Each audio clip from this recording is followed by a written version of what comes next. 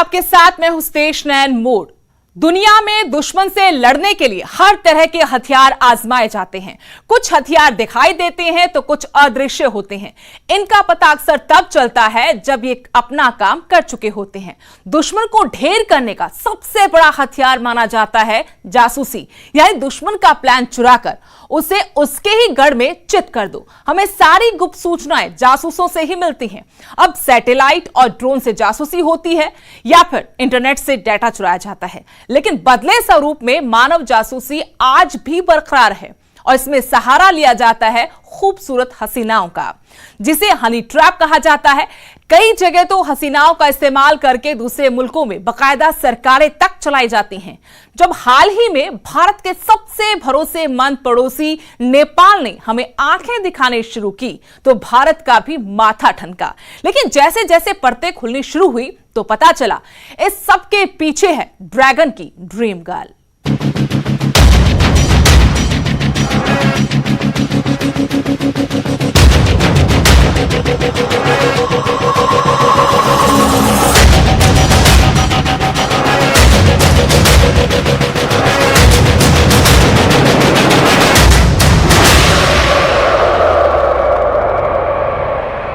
Dragon की साजिशें भारत और दुनिया के लिए कोई नई बात नहीं है, लेकिन भारत तब हैरान रह गया जब नेपाल जैसा पड़ोसी मुल्क ड्रैगन की चाल में फंसकर भारत को ही आंख दिखाने लगा।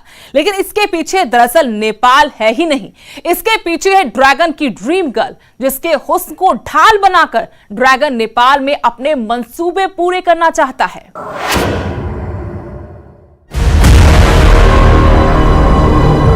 नेपाली पीएम पर ड्रीम गर्ल का साया।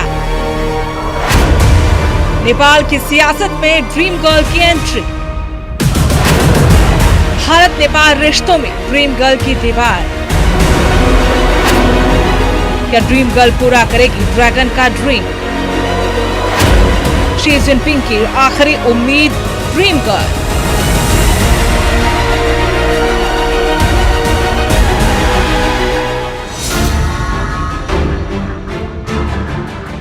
हो यांकी, किसी मॉडल की तरह दिखने वाली ये चीनी राजदूत अचानक तब सुर्खियों में आई जब नेपाल ने भारत को आंखें दिखाना शुरू किया।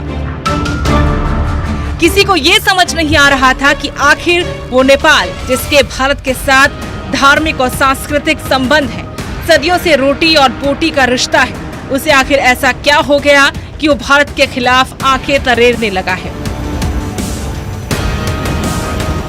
और वो भी ऐसे समय में जब भारत और चीन के बीच तनाव अपने चरम पर है। तो इसे लेकर हुए खुलासे ने सभी को हैरत में डाल दिया। जानकारी के मुताबिक भारत और चीन के बीच पड़ी दरार की असल वजह चीन की ये वही ड्रीम गर्ल है जिसे शी जिनपिंग ने विशेष रूप से नेपाल भेजा हुआ है। हालांकि शी जिनपिंग की ये ड्रीम गर्ल नेपाल में है तो बतौर चीनी राजदूत, लेकिन अपने खास मकसद को पूरा करने के लिए।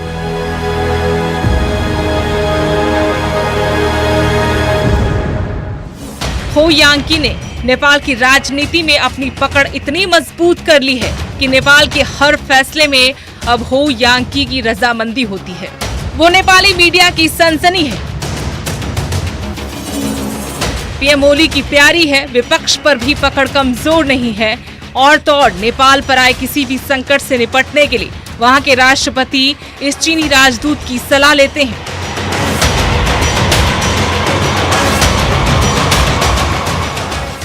लेकिन शायद नेपाल को इस बात की भनक तक नहीं कि जिस कन्या को अपना मानकर अपने हर अंदरूनी मामले में दखलंदाजी की इजाजत दे रहा है, दरअसल वो एक विष कन्या है, जिसे चीन ने किसी खास मकसद से नेपाल भेज रखा है। जानकारों की माने तो ड्रैगन की इस ड्रीम गर्ल की वजह से ही नेपाल के भारत के साथ अपने सदियों पुराने रिश्तों में खटास आ गई,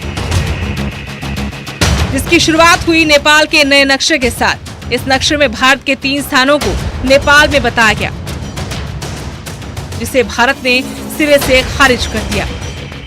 बात इतनी भर ही नहीं है, ड्रैगन की ड्रीम गर्ल बेहद शातिर है। अब वो नेपाल के अंदरूनी मामलों में भी दखलंदाजी करती है। ओली की नीतियों से नाराज सांसदों ने जब इस्तीफे की मांग की और सरकार पर संकट के बादल मंडराते दिखे, तो ऐसे में भी हो यांकी बिल्कुल फ्रंट फुट पर खेल रही है। नेपाली नेताओं को मनाने और सरकार को बचाने का पूरा जिम्मा हो यांकी ने अपने कंधों पर ले रखा है। हालांकि अभी ये कहना मुश्किल है कि नेपाल में ओली सरकार बचेगी या नहीं। ड्रैगन की ड्रीम गर्ल कितनी शातिर है और भारत विरोधी एजेंडे को लेकर शी जिनपिंग को इस पर कितना भरोसा है, इसे आप इस रूप में भी समझ सकते हैं कि 1999 में जब भारत पाकिस्तान का युद्ध हो रहा था, हो यांकी पाकिस्तान में चीनी एम्बेसी में थी। यही नहीं, हो यांकी चीन में रहते हुए एशिया मामलों की अधिकारी भी रही है। साल 2013 में चीन ने जब BPO के पास घुसपैठ की थी, तब हो यांकी चीन में एशियन अफेयर्स देखती थी। 2017 डोकलाम विवाद के समय भी वो एशियन अफेयर्स में DG थी। साल 2018 में चीन ने जब हो यांकी को राजदूत बनाकर नेपाल भेजा, तो अब नेपाल ने भारत से दुश्मनी मोल ले ली।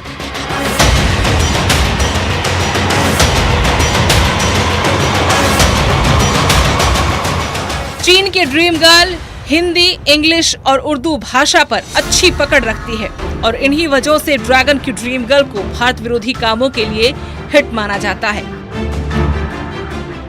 लेकिन ये तो रही भारत के दुश्मनों की बात। लेकिन भारत इन सभी बातों से खुद को ऊपर रखता है। भारत ने अपने दुश्मनों की चाल को ना तो अभी तक कामयाब होने दिया है और ना आगे होने देगा। Bureau report, news 18।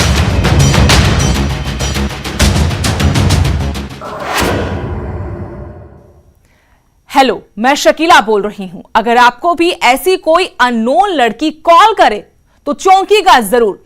यह हनी ट्रैप हो सकता है। हर मोर्चे पर नाकामी के बाद पाकिस्तान की खुफिया एजेंसी ISI भी बॉर्डर वाले इलाकों में बड़े पैमाने पर हसीनाओं का जाल बिछाती रही है।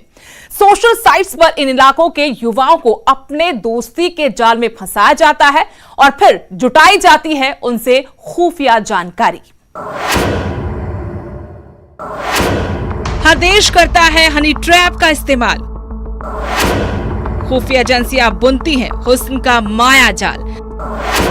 अगर आपको आए किसी हसीना का कॉल तो आप भी हो जाना सावधान।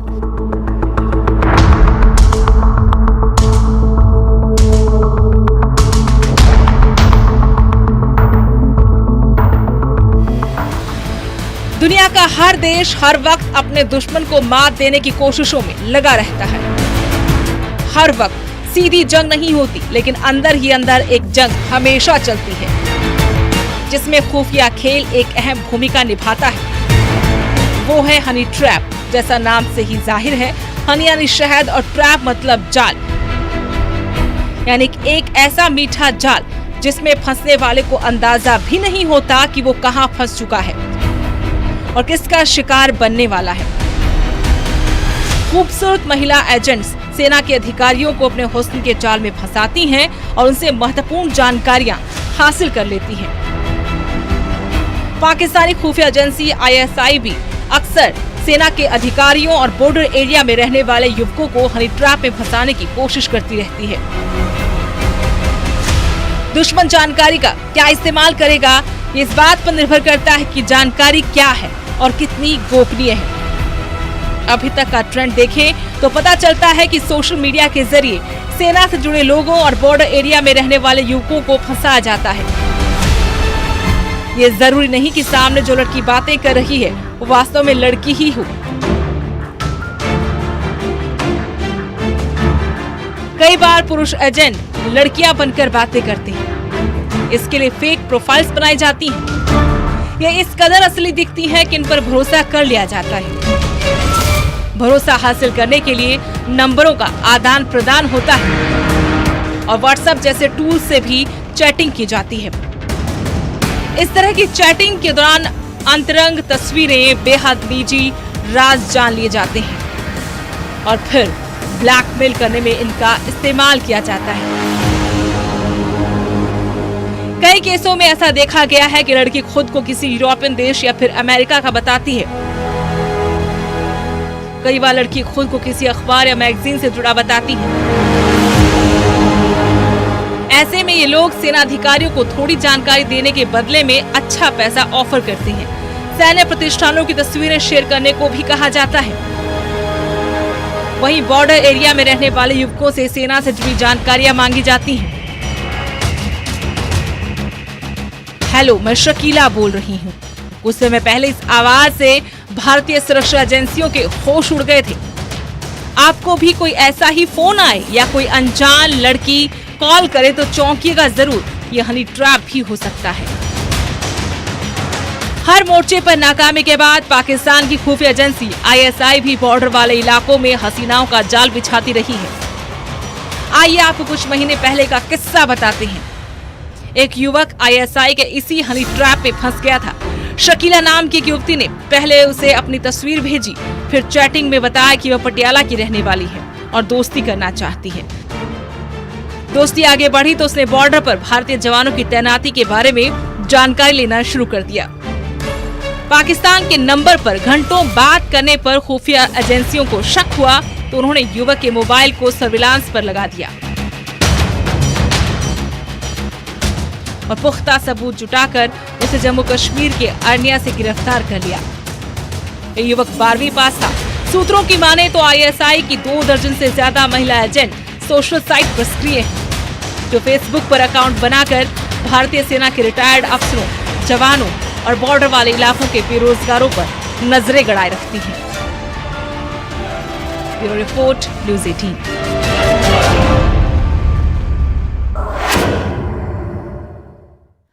कहा जाता है जासूसी बहुत महत्वपूर्ण टूल है। हमें सारी गुप्त सूचनाएं जासूसों से ही मिला करती हैं। हालांकि वक्त बदलने के साथ तकनीकी जासूसी का इस्तेमाल ज्यादा हो रहा है, लेकिन बदले स्वरूप में मानव जासूसी अब भी जारी है, क्योंकि मानव से सूचना लेने में उसे कुछ देना पड़ता है। किसी को पैसा चाहिए तो किसी को शारीरिक सुख, इसलिए इसमें होता है औरतों का इस्तेमाल। डिप्लोमेसी में भी होता है हुस्न का इस्तेमाल। पाकिस्तान में भी चली थी हसीन चाल। हिना ने दिखाई थी अदाएं और झटके थे बाल। कई बार जासूस तो कई बार डिप्लोमेसी में खूबसूरत औरतों का इस्तेमाल होता है। पाकिस्तान और ड्रैगन इस मायाजाल के माहिर माने जाते हैं। कुछ महीने पहले बीजिंग में भारतीय दूतावास उस समय विवादों में आया जब वहां तैनात एक रॉ अधिकारी चीनी भाषा सिखाने वाली महिला के संपर्क में था, जिसके बाद उन्हें वापस बुला लिया गया था, क्योंकि पता चला था कि चीनी भाषा सिखाने के लिए रखी महिला खुफिया विभाग की थी। ये अधिकारी उनके मोहपाश में फंस चुके थे और उसे अपनी कुछ महत्वपूर्ण सूचनाएं देने लगे थे। ये पहला मौका नहीं था जब भारतीय अधिकारी इस तरह मोहपाश में फंसे हों। 1986 में श्रीलंका में काम कर रहे एक रॉ अधिकारी एक एयर होस्टेस के हनी ट्रैप में फंस गए थे। हसीनाओं के इंद्रजाल के ऐसे कई किस्से सामने आ चुके हैं। नेहरू युग के एक चोटी के राजनयिक जो कि 3 बड़े देशों में भारत के राजदूत रह चुके थे, उनकी एक रूसी महिला के साथ अंतरंग तस्वीरें खींचकर रूस की खुफिया एजेंसी KGB ने उन्हें ब्लैकमेल करने की कोशिश की थी। यही वजह है कि भारतीय विदेश सेवा के अधिकारी को किसी विदेशी से शादी करने के लिए सरकार की अनुमति लेनी पड़ती है, क्योंकि आमतौर पर विदेशों में तैनात कुंवारे IFS अधिकारियों को विदेशी खुफिया एजेंसियां अपने शिकार के रूप में देखती हैं। कहा जाता है कि हनी ट्रैप विधा का सबसे ज्यादा इस्तेमाल रूस की खुफिया एजेंसी KGB ने किया। कोल्ड वॉर के समय उन्होंने मॉस्को के पास स्कूल बनाए थे, जहां लोग पैदा होते ही ये सीख सकें कि किसी दूसरे मुल्क में जाकर आप कैसे रहें। लेकिन ऐसा नहीं है कि महिलाओं की खूबसूरती हनी ट्रैप में ही इस्तेमाल हुई हो, ये डिप्लोमेसी में भी इस्तेमाल होती रही है। बात 2011 की है, जब भारत और पाकिस्तान के बीच विदेश मंत्री स्तर की बातचीत के लिए हिना रब्बानी खान राजधानी दिल्ली पहुंची, तो पूरे भारत की नजरें उन पर टिकी हुई थी। नीली सलवार कमीज के साथ रब्बानी की खूबसूरती पर 4 चांद लग रहे थे। सर पर नीला दुपट्टा, गले में मोतियों की माला, हाथ में काला बैग और बड़ा चश्मा। रब्बानी की तस्वीरें भारत के हर न्यूज चैनल पर देखी गई। लोगों का ध्यान मुद्दे से हटकर रब्बानी की खूबसूरती पर ही टिक गया। रब्बानी भारतीय विदेश मंत्री से मिलने पर क्या बातचीत करेंगी, इस चर्चा को छोड़ लोग ये सोचने लगे कि बैठक के लिए वो कपड़े कौन से पहनेंगी। उनके फेसबुक संदेश को तो इतना पसंद किया गया कि फेसबुक और ट्विटर जैसी सोशल नेटवर्किंग साइट्स उनकी तारीफों से भर गई। रब्बानी शायद खुद भी नहीं जानती होंगी कि फेसबुक पर उनके नाम से कम 20 पेज चल रहे थे। कुछ लोगों ने तो उनके नाम संदेश भी लिखे थे। किसी ने लिखा, हिना तुम बहुत सुंदर हो, मुझे तुम बहुत पसंद हो। तो किसी ने लिखा, हिना मैं तुमसे शादी करना चाहता हूँ।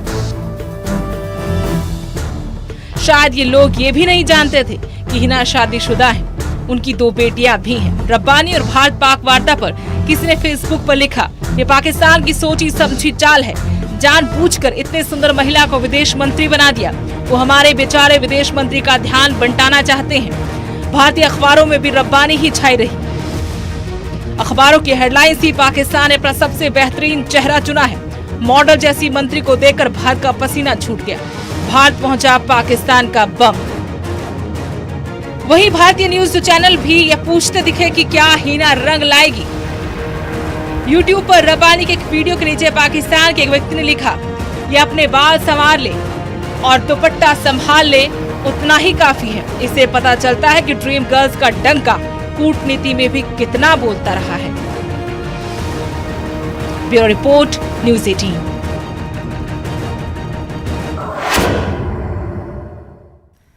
चीन हो या पाकिस्तान, भारत के खिलाफ साजिशों के चाहे जितने भी ताने बाने बुन ले, भारत ने इन्हें हर मोर्चे पर करारा जवाब दिया है और आगे भी देता रहेगा। इसलिए खुफिया हसीनाओं से निपटने के साथ साथ हथियारों को भी तैयार रखना जरूरी है, ताकि जरूरत पड़ने पर दुश्मन से हर मोर्चे पर निपटा जा सके।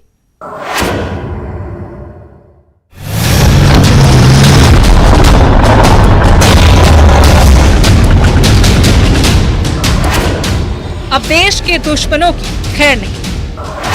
भारतीय सेना की रक्षा क्षेत्र में बड़ी डील।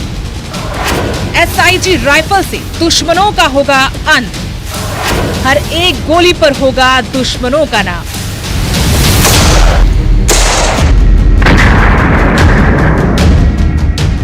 भारत के खिलाफ साजिशों के ड्रैगन चाहे जितने भी ताने बाने बुन ले, भारत ने हर मोर्चे पर अपने दुश्मनों को करारा जवाब दिया है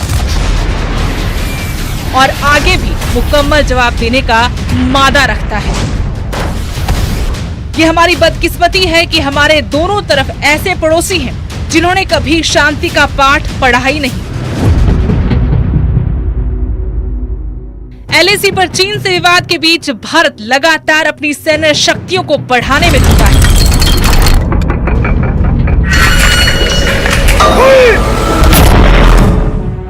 फ्रांस और रूस से हुए एक बड़े रक्षा सौदे के बाद भारतीय सेना ने अमेरिका से 72,000 सिक्स साउर असॉल्ट राइफल की बड़ी डील की है, जिसकी पहली खेप भारत को मिल भी चुकी है। अमेरिका में निर्मित इस असॉल्ट राइफल का इस्तेमाल फिलहाल भारतीय फौज कश्मीर में आतंकियों और पाकिस्तानी घुसपैठियों से निपटने में कर रही है, लेकिन अब चीन सीमा पर तैनात जवानों को भी हाल होती है जो ज्यादा घातक होती है। इस राइफल का निशाना बेहद अचूक माना जाता है और एक गोली एक दुश्मन की नीति पर यह राइफल काम करती है। सेना के लिए यह राइफल किसी वरदान से कम नहीं है, जबकि दुश्मनों के लिए यह काल है। वहीं अमेरिकी एविएशन कंपनी बोइंग ने इंडियन एयरफोर्स को अपाचे और चिनूक मिलिट्री हेलीकॉप्टरों की डिलीवरी भी पूरी कर दी है। बता दें कि बोइंग के साथ भारत ने 22 अपाचे हेलीकॉप्टर और 15 चिनूक हेलीकॉप्टर खरीदने का सौदा किया था। यह अपाचे की खासियत ही है कि उसे विश्व के 13 बड़े देश पहले से ही इस्तेमाल करते आ रहे हैं और अब 14वां भारत बना है, जिसके बेड़े में अपाचे जैसा खतरनाक हेलीकॉप्टर शामिल है। दिन हो या रात, अपाचे हेलीकॉप्टर किसी भी समय दुश्मनों को मौत की नींद सुलाने में सक्षम है। यही नहीं, युद्ध के मैदान में दुश्मनों के पसीने छुड़ाने के लिए इंडियन एयरफोर्स को चिनूक हेलीकॉप्टर की भी पूरी डिलीवरी मिल चुकी है। 50 साल से चिनूक हेलीकॉप्टर दुनिया के लिए भरोसे की एक मिसाल बन चुका है। चाहे मौसम कैसा भी हो, चिनूक अपने काम में पीछे नहीं हटता। पहाड़ों पर सैनिकों को पहुंचाना हो या फिर भारी भरकम टैंक को एक जगह से दूसरी जगह पर ले जाना हो, चिनूक हर काम के लिए तैयार रहता है। ऐसे समय में जब भारत के दोनों तरफ दुश्मन आंखें गड़ाए बैठे हैं, यकीनन दुश्मनों के लिए ये अच्छी खबर नहीं। Bureau report, news 18।